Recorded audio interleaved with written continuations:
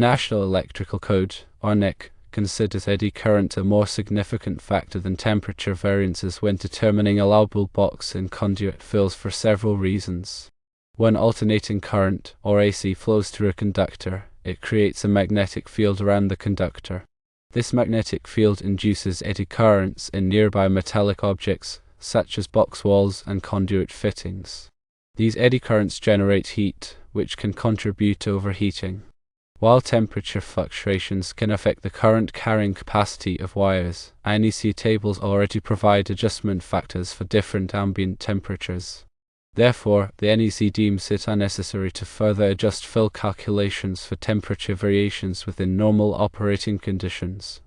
The NEC includes yokes, clamps, and hickers in the fill calculation because these components displace space and can restrict airflow. However, it ignores the type of devices, such as dimmers, because the NEC table already provides allowances for a certain number of conductors per device. Wire nuts are not considered devices under the NEC definition. While wire nuts can generate some heat, the NEC assumes that this heat will be dissipated by the surrounding air within the enclosure. The NEC does not explicitly address wing nuts in fill calculations. However, the NEC requires enclosures to have sufficient space for proper termination of conductors and access to equipment. Therefore, wing nuts should be considered when determining if a box has adequate fill space. The NEC approach to fill calculations strikes a balance between safety and practicality. It ensures adequate space for airflow to prevent overheating caused by eddy currents. It provides allowances for devices to account for their potential heat contribution. It simplifies calculations by assuming that other factors, such as temperature fluctuations and wire nut heat, are adequately accommodated by the table values.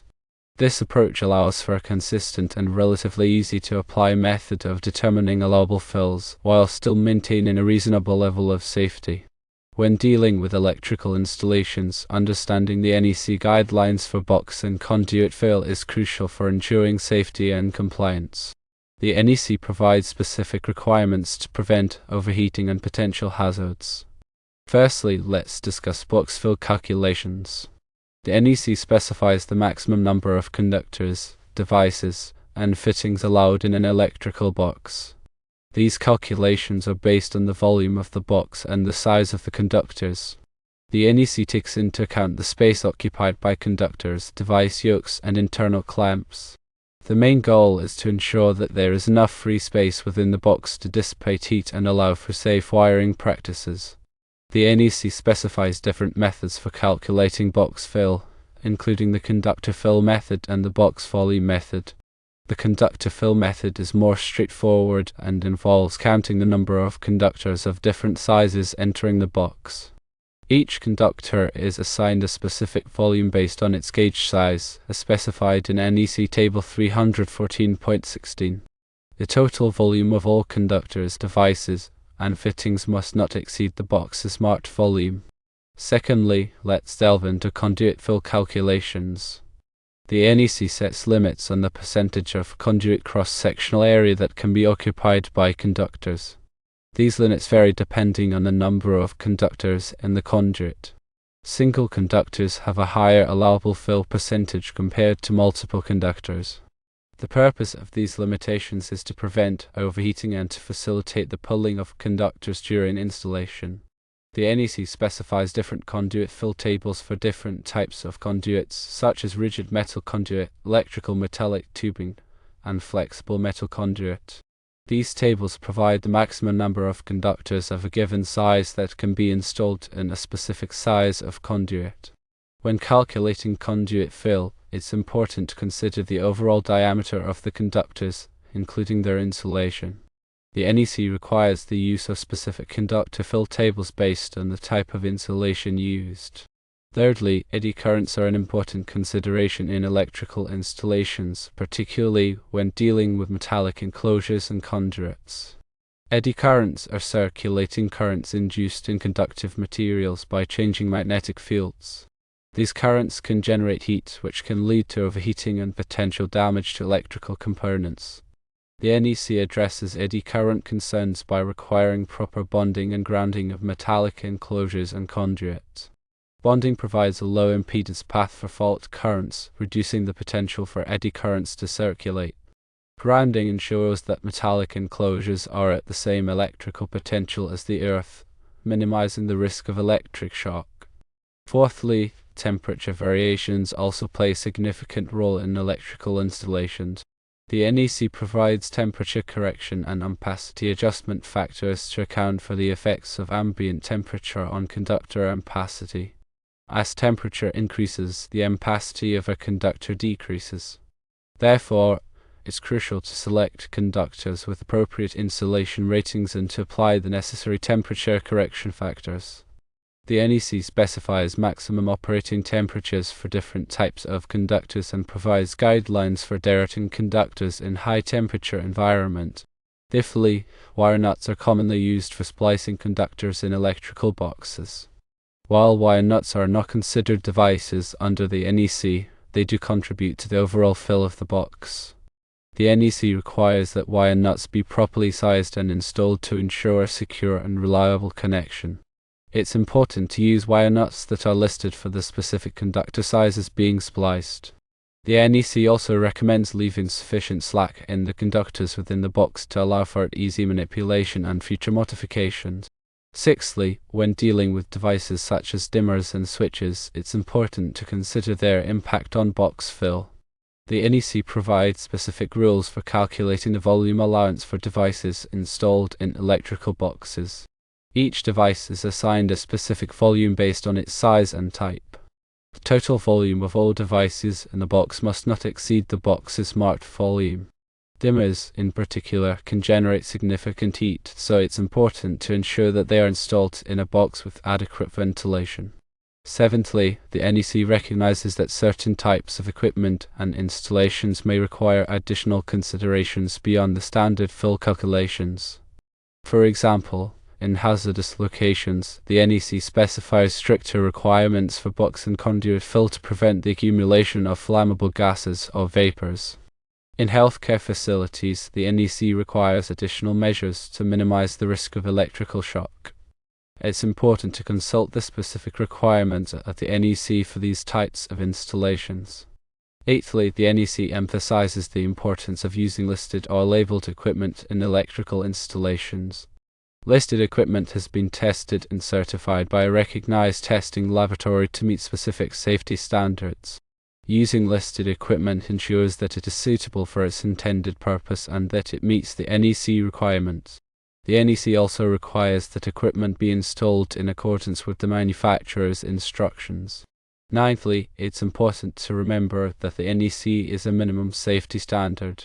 While compliance with the NEC is essential, it may not always be sufficient to ensure optimal performance and reliability. It's important to consider the specific requirements of the application and to use good engineering practices when designing and installing electrical systems. Tenthly, the NEC is constantly evolving to keep pace with technological advancements and changing safety concerns. It's important to stay up to date with the latest edition of the NEC and to understand the changes that have been made. The NEC is typically revised every 3 years, so it's important to consult the latest edition when making electrical installations. Understanding the NEC fill calculations for boxes and conduits, as well as considering factors such as eddy currents, temperature variations, and device types, is crucial for ensuring safe and compliant electrical installations. Remember to consult the NEC and other relevant standards for specific requirements and guidance. Consider a scenario where you are installing several conductors in a metal conduit. Firstly, you must determine the size of the conductors you will be using, for example, number 12 American wire gauge or conductors with type THHN insulation. Secondly, you need to consult NEC Chapter 9, Table 4, which provides the allowable conduit fill based on the type of conduit and the number of conductors. Let's say you are using electrical metallic tubing, or ENT. The table indicates that, for more than 2 conductors, the maximum fill percentage is 40%. Thirdly, you need to calculate the cross-sectional area of the conductors. NEC Chapter 9, Table 5 provides the dimensions and cross-sectional areas of different conductor types. For number 12 AWG-THHN conductors, the table indicates that the cross-sectional area is 0.133 square inches. Fourthly, multiply the cross-sectional area of a single conductor by the number of conductors you plan to install. For example, if you are installing 6 conductors, the total cross-sectional area occupied by the conductors would be 6 times 0.133 square inches, which equals 0.798 square inches. Fifthly, you need to determine the internal area of the EMT conduit you plan to use. NEC Chapter 9, Table 4 provides the dimensions and areas of different conduit sizes. For example, a 1/2 inch EMT conduit has an internal area of 0.304 square inches. Sixthly, calculate the allowable fill area by multiplying the internal area of the conduit by the maximum fill percentage. In this case, 0.304 square inches times 40% or 0.40 equals 0.1216 square inches. Seventhly, compare the total cross-sectional area occupied by the conductors, which is 0.798 square inches, to the allowable fill area, which is 0.1216 square inches. Since the conductor area is less than the allowable fill area, the installation complies with the NEC requirement. Now let's consider a scenario involving box fill calculations. Firstly, determine the size of the electrical box you will be using. The electrical boxes are marked with their cubic inch volume. For example, let's say you are using a 4 inch by 4 inch by 2.125 inch square box, which has a volume of 30.3 cubic inches. Secondly, determine the number and size of conductors entering the box. Each conductor entering the box counts towards the box fill calculation, including grounds. For example, let's say you have 6 number 12 AWG conductors entering the box. Thirdly, determine the device fill allowance. Devices such as switches and receptacles also count towards the box fill calculation. The NEC requires that each device be counted as 2 conductors based on the size of the conductors connected to it. For example, if you have 1 switch in a box connected with number 12 AWG conductors, it counts as 2 number 12 AWG conductors. Fourthly, determine the fitting and equipment grounding conductor fill allowance. Internal cable clamps, fixture studs, and equipment grounding conductors also count towards the box fill calculation. The NEC requires that 1 or more equipment grounding conductors entering a box be counted as a single conductor based on the largest equipment grounding conductor entering the box. For example, if you have 1 number 12 AWG equipment grounding conductor, it counts as 1 number 12 AWG conductor. Fifthly, calculate the total conductor fill allowance. NEC Table 314.16 provides the volume allowance for different conductor sizes. For number 12 AWG conductors, the volume allowance is 2.25 cubic inches per conductor. In this example, you have 6 conductors plus 2 for the switch plus 1 for the ground, totaling 9 conductors.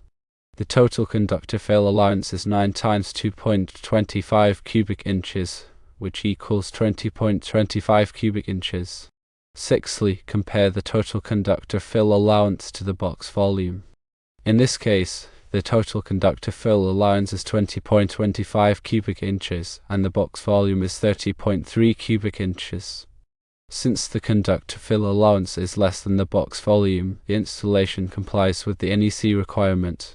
Remember to consult the latest edition of the NEC and local codes for specific requirements and interpretations. These examples are for illustrative purposes only and may not cover all possible scenarios. Always follow safe electrical practices and consult with a qualified electrician when working with electrical systems. The NEC guidelines aim to ensure that electrical installations are safe and reliable, protecting people and property from potential hazards.